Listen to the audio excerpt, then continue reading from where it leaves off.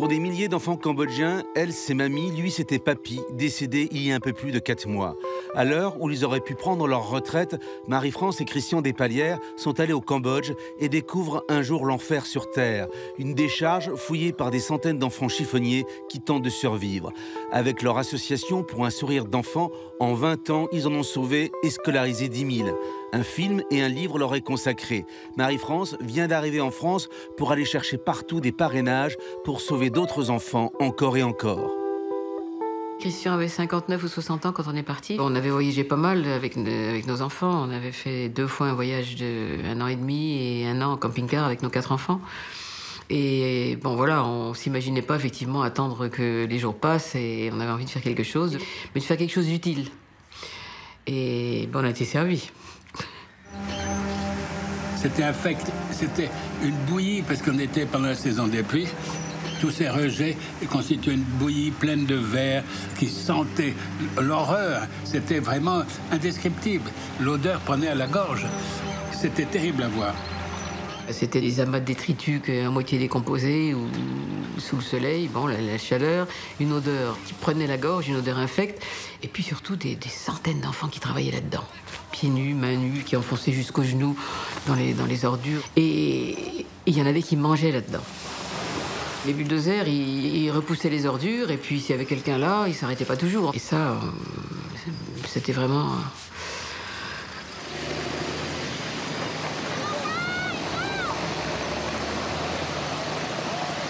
Et on s'est dit, on peut pas laisser ça. Votre mari dit « j'ai eu envie de hurler ce jour-là ». Oui. Ah oui, c'est impossible à voir, quoi. Il a même perdu l'appétit, ne pouvait plus manger. Oui, absolument. Pourtant, on avait vu beaucoup de choses, hein, beaucoup de misère, beaucoup de pauvreté. Mais là, c'était vraiment trop, quoi. L'enfer sur Terre. Absolument. On voit les enfants pieds nus, donc, dans les détritus. Ah ouais. On voit des seringues aussi. Oui, ben, enfin, tous les déchets, y compris les déchets médicaux, c'était horrible. Les enfants ont trouvé aussi des bébés morts. Effectivement, de temps en temps, il leur arrivait de voir un sac, ils ouvraient le sac, parce que le sac, ça peut toujours contenir des choses qu'on peut revendre. Hein.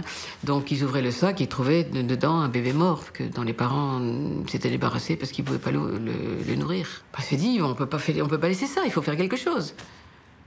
On a commencé par apporter quelques repas, puis on s'est aperçu très vite que c'était pas possible, ça suffisait pas, quoi. Il faut vraiment voir les choses en plus grand, quoi. On a essayé avec notre retraite. Christian n'avait pas tous les points de retraite qu'il fallait. Donc la retraite, on s'est dit on va pas y arriver tout seul. C'est pour ça qu'il faut vraiment aller chercher du secours. Donc on est reparti assez vite en France pour faire une première tournée en expliquant à nos amis les plus proches, à nos familles. Et les gens ont vite compris que c'était dramatique, quoi. Vous avez trouvé du secours, on vous a entendu, vous êtes revenu là-bas. Oui. Commencé à faire 10 repas, 100 repas, 1000 repas, 10 000 repas. On a commencé à faire les premiers repas, c'était sur la décharge même. On n'avait pas de structure, on n'avait rien du tout. Après ça, on a pu construire une petite paillote. Et puis on a commencé comme ça, quoi. Et les gosses vont tout de suite vous adorer? Vous appelez papy, mamie? Non. Non, au début, ils avaient peur. Au début, ils avaient peur parce qu'on leur avait raconté qu'il fallait faire attention, que les étrangers pouvaient attraper les enfants pour les vendre. Au début, ils n'étaient pas si en confiance que ça. Petit à petit, c'est venu. Mais enfin, ils étaient ravis de venir manger, ça c'est clair. Donc vous les avez nourris dans un premier temps? Oui. Après, on leur a demandé, on s'est dit, bon, c'est bien de les nourrir, mais on va leur demander de quoi ils ont besoin, en fait. Qu'est-ce qu'ils vous ont dit? Eh bien, ils nous ont demandé un repas par jour et aller à l'école. C'est tout. Mais ces gamins qui étaient dans la décharge étaient à la fois là pour se nourrir et pour nourrir la famille. Comment les familles ont vécu le fait que d'un seul coup, vous nourrissiez les enfants sur la décharge sans qu'ils aient de riz, eux? Le problème que ça leur a posé, c'est le jour où ils ont commencé à venir à l'école. Les familles nous ont dit, mais c'est pas possible pour nous, hein. Vous nous enlevez une force de travail, c'est pas possible. Donc, et c'est vrai que Christian allait discuter, etc., calculer le budget avec certaines mamans. Puis, effectivement, on s'est aperçu qu'il pouvait pas y arriver. Donc, on a commencé à donner une compensation. Du riz? Du riz. Aux familles pour qu'elles laissent leurs enfants aller à l'école? Exactement. Et ça dure toujours, hein. On distribue toujours du riz tous les samedis matins. En tout cas, vous avez créé l'école. Ils sont combien aujourd'hui? Aujourd'hui, ils sont 6500. Et le personnel, par exemple, combien vous êtes aujourd'hui? Actuellement, je crois 650. Bonjour, c'est Maïpso. Et voilà, c'est toujours très complet, des légumes. Combien de repas par jour sont servis par PSE? Près de 10 000, hein. Près de 10 000 repas par jour. 7 à 8 était venu et était tombé sur des enfants qui cassaient les pierres.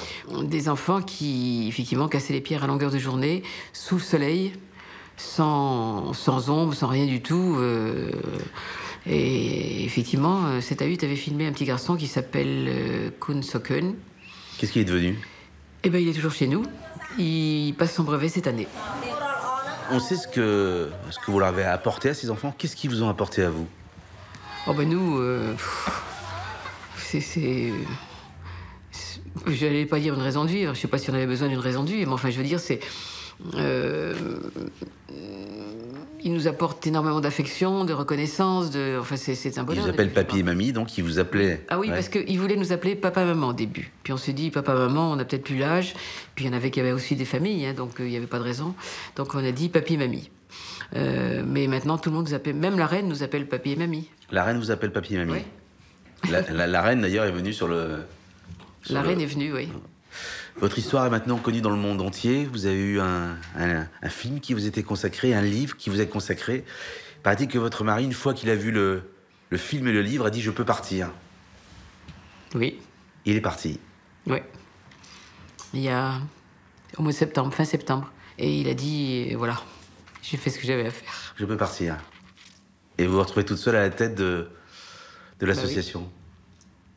J'imagine pas une seconde de laisser tomber, c'est pas possible. Vous savez, ces enfants, ils sont devenus nos enfants quand même. Il vous a demandé quelque chose avant de partir? Non, mais il m'a dit, moi je lui ai dit, tu vas me manquer, j'aurai du mal, etc. Il m'a dit, mais je serai toujours là. Et il est là. Oui.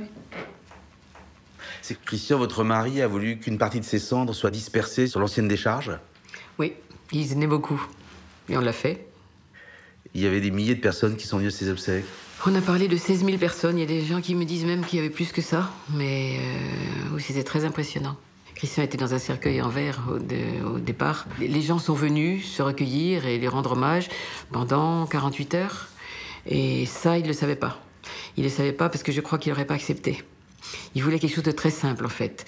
Mais bon, c'était très difficile de jongler entre la simplicité qu'il souhaitait et les coutumes.